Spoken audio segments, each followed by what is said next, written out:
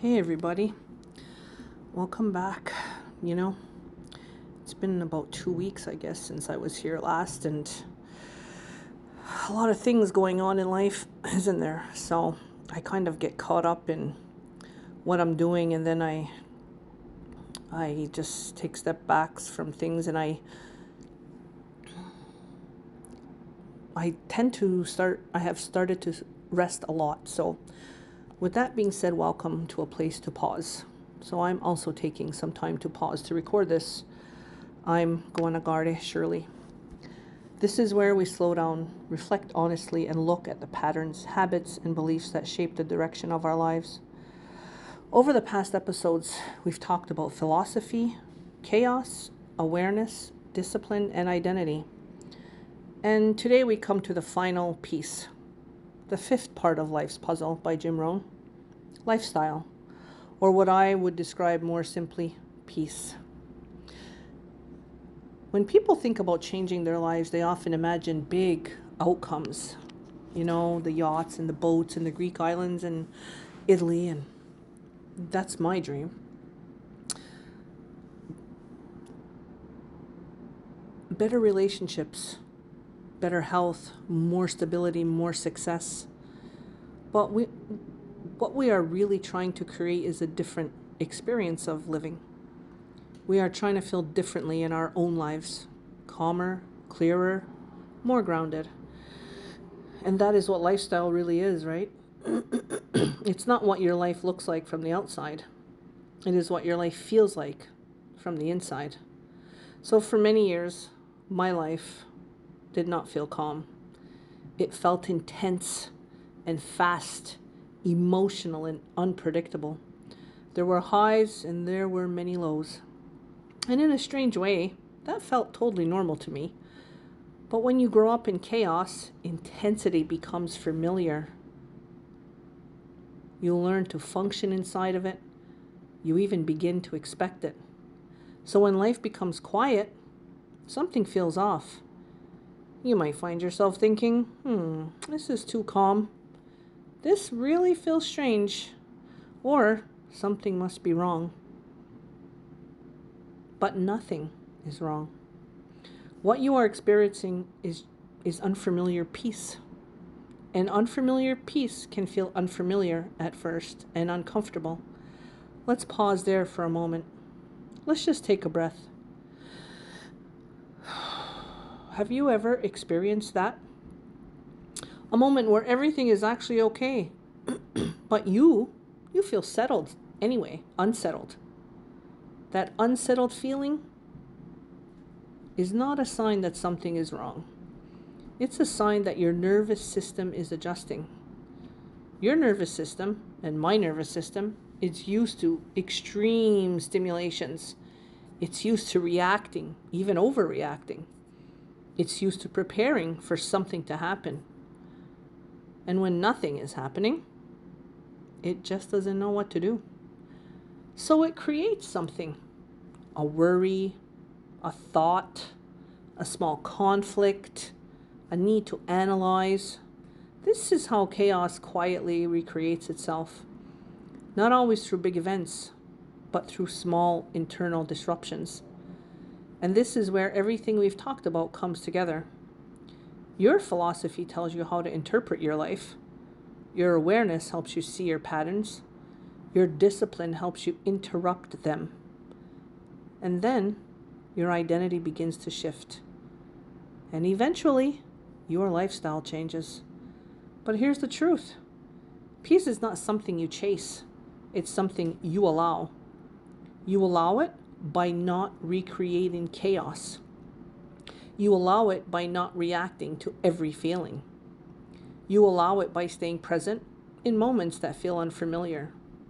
For me, one of the biggest adjustments was learning to sit in calm and quiet. Not to fill it, not to disrupt it, not to question it. Just sit in it. And I know that sounds simple, but it is not always that easy, because calm does not give you the same stimulation as chaos. It's quieter, slower, more subtle. but it's also more stable. It is also more stable. And stability is what allows your life to grow in a healthy direction. Now I want to bring you into a moment of reflection again. I hope you grabbed your pen and your notepad or opened a notepad on your phone. Think about your daily life, not the big moments, the small ones. Your mornings, your evenings, conversations, thoughts you've had. And ask yourself, does my life feel calm or does it feel constantly active? And if it feels constantly active, is that because of my circumstances or because of my patterns? That question matters. If your life feels constantly active, is it because of your circumstances or because of your patterns? Because many times we believe our life is chaotic because of what is happening around us, but often it is also influenced by how we respond to what is happening. And response can be changed slowly. With practice, lifestyle is built in the smallest moments. How you wake up, how you speak to yourself, how you respond to stress, how you handle discomfort. Those small moments create your overall experience. And over time, those moments shape your life. So when we talk about peace, we are not talking about a perfect life. We are talking about a regulated life. A life where you are not constantly reacting. A life where you are not constantly on edge. A life where you can sit in a moment and feel okay. Not euphoric, not overwhelmed, just okay. And that okay, that's powerful. Because from that place, you can make better decisions. You can build stronger relationships. You can take consistent action. You can think clearly. Peace is not boring. Peace is functional. Peace is sustainable.